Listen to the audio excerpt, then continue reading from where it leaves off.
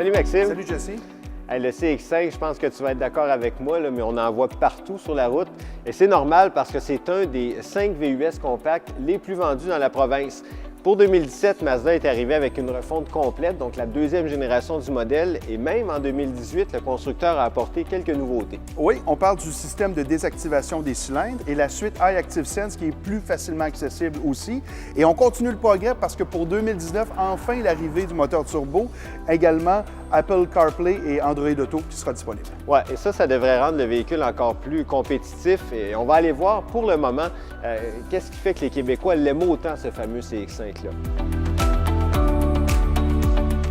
Maxime, je pense que tu vas être d'accord avec moi, le CX-5, c'est un véhicule attrayant.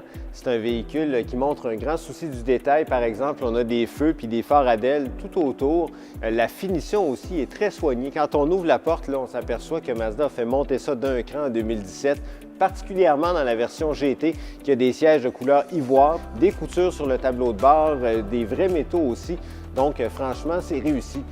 On apprécie aussi le fait que le freinage automatique d'urgence est de série depuis quelques temps. Donc, c'est un équipement de sécurité important, coup de chapeau.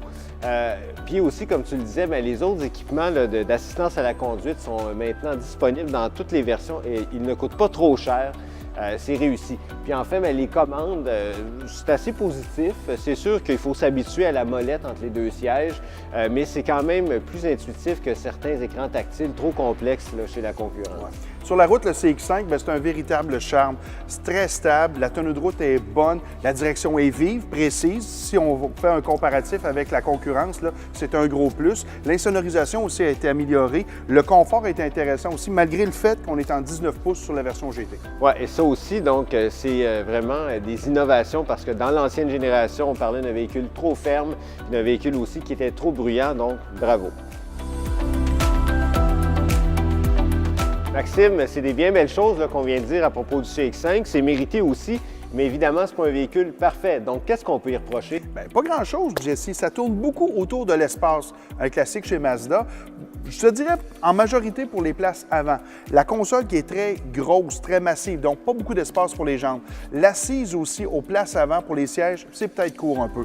Pour le coffre, c'est quand même adéquat, mais si on continue de comparer avec la concurrence directe, RAV4 CR-V, c'est un peu plus petit.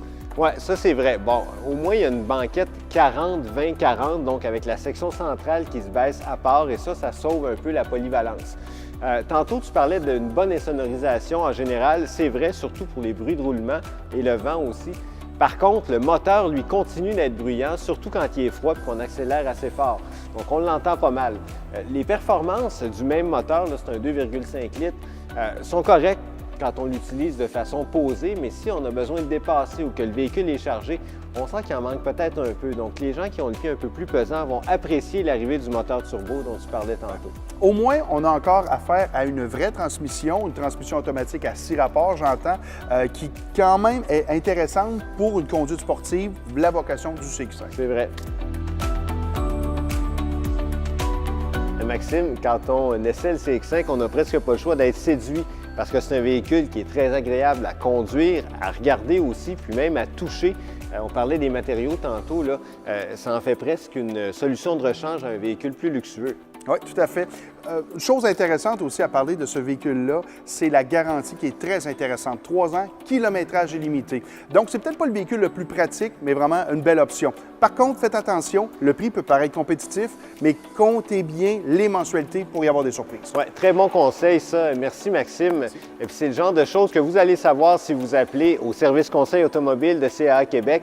Et puis, si vous voulez plus d'informations sur le véhicule lui-même, vous pouvez aller sur le caquebec.com/essai routier.